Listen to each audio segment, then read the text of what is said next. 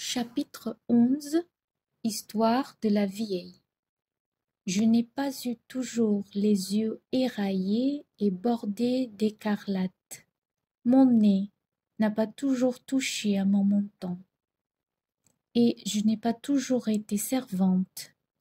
Je suis la fille du pape Urbain X et de la princesse de Palestrine. On me leva jusqu'à 14 ans dans un palais auquel tous les châteaux de vos barons allemands n'auraient pas servi d'écurie, et une de mes robes valait mieux que toutes les magnificences de la Westphalie. Je croissais en beauté, en grâce, en talent, au milieu des plaisirs, des respects et des espérances. J'inspirais déjà de l'amour, ma gorge se formait. Et quelle gorge, blanche, ferme, taillée comme celle de la Vénus de Médicis.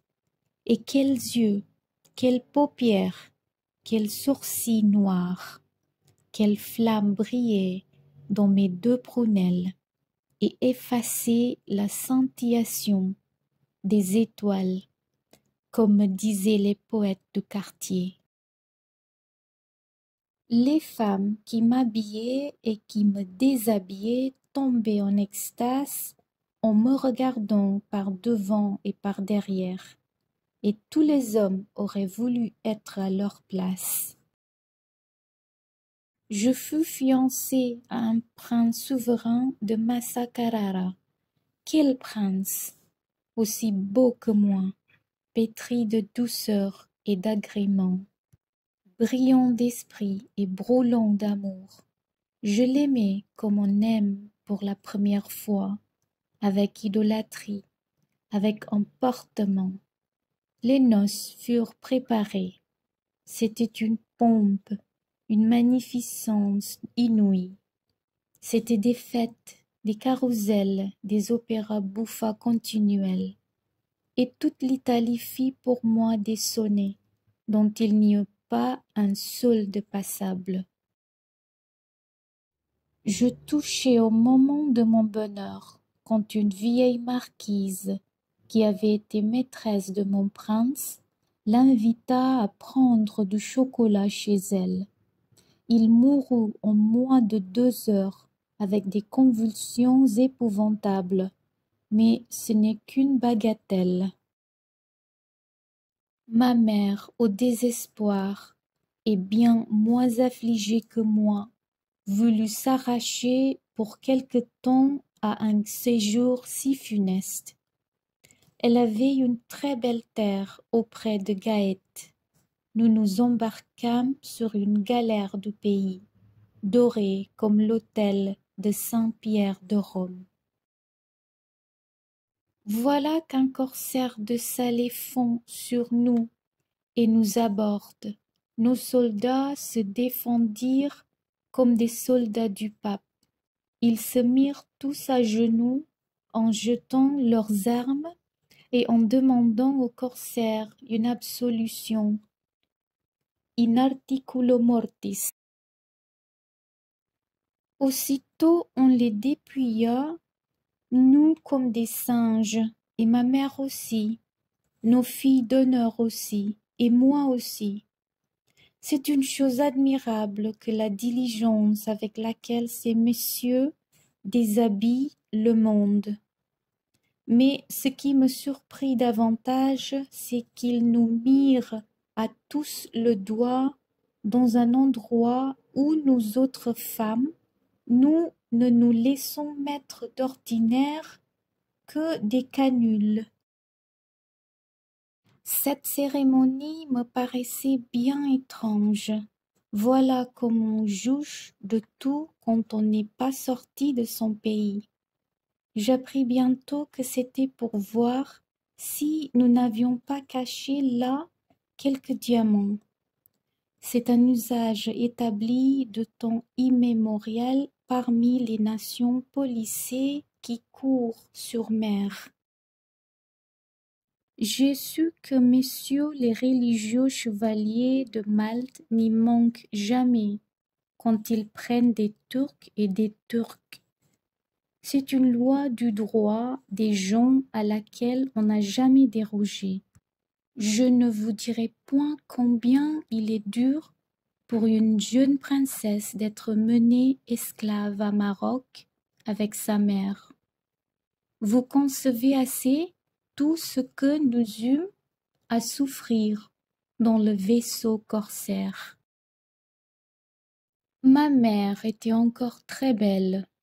Nos filles d'honneur, nos simples femmes de chambre avaient plus de charme qu'on en peut trouver dans toute l'Afrique. Pour moi, j'étais ravissante, j'étais la beauté, la grâce même. Et j'étais pucelle, et je ne le fus pas longtemps. Cette fleur qui avait été réservée pour le beau prince de Massa Carrara me fut ravie par le capitaine corsaire. C'était un nègre abominable qui croyait encore me faire beaucoup d'honneur. Certes, il fallait que madame la princesse de Palestrine et moi fussions bien fortes pour résister à tout ce que nous éprouvâmes jusqu'à notre arrivée à Maroc. Mais passons, ce sont des choses si communes qu'elles ne valent pas la peine qu'on en parle. Maroc nageait dans le sang quand nous arrivâmes. 50 fils de l'empereur Moulay Ismaïl avaient chacun leur parti, ce qui produisait en effet 50 guerres civiles, de noirs contre noirs, de noirs contre basanés, de basanés contre basanés, de mulâtres contre mulâtres. C'était un carnage continuel dans toute l'étendue de l'Empire. À peine fûmes-nous débarqués que des Noirs d'une faction ennemie de celle de mon corsaire se présentèrent pour lui enlever son butin. Nous étions, après les diamants et l'or, ce qu'il avait de plus précieux.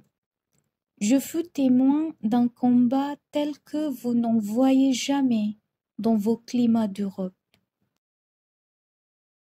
Les peuples septentrionaux n'ont pas le sang assez ardent. Ils n'ont pas la rage des femmes au point où elle est commune en Afrique.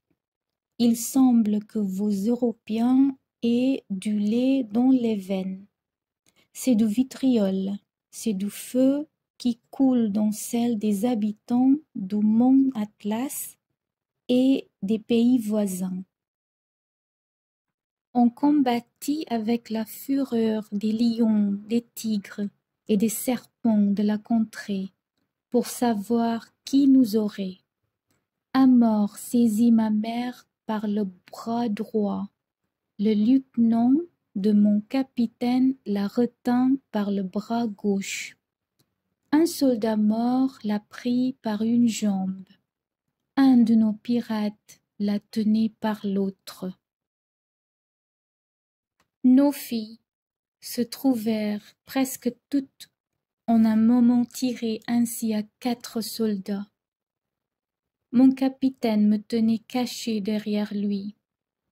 Il avait le cimetière au poing et tuait tout ce qui s'opposait à sa rage. Enfin, je vis toutes nos Italiennes et ma mère déchirées, coupées, massacrées par les monstres qui se les disputaient.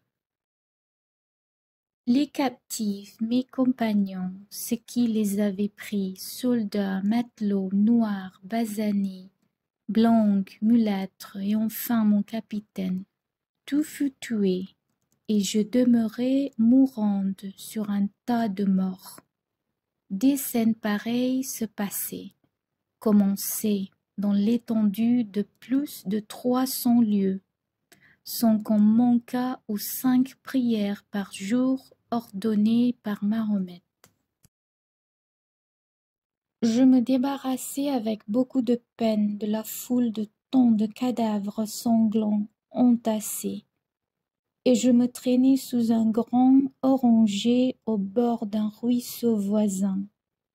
J'y tombais d'effroi et lassitude, d'horreur, de désespoir et de faim.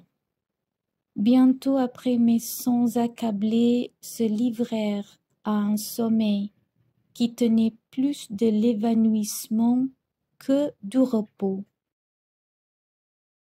J'étais dans cet état de faiblesse et d'insensibilité entre la mort et la vie quand je me sentis pressée de quelque chose qui s'agitait sur mon corps.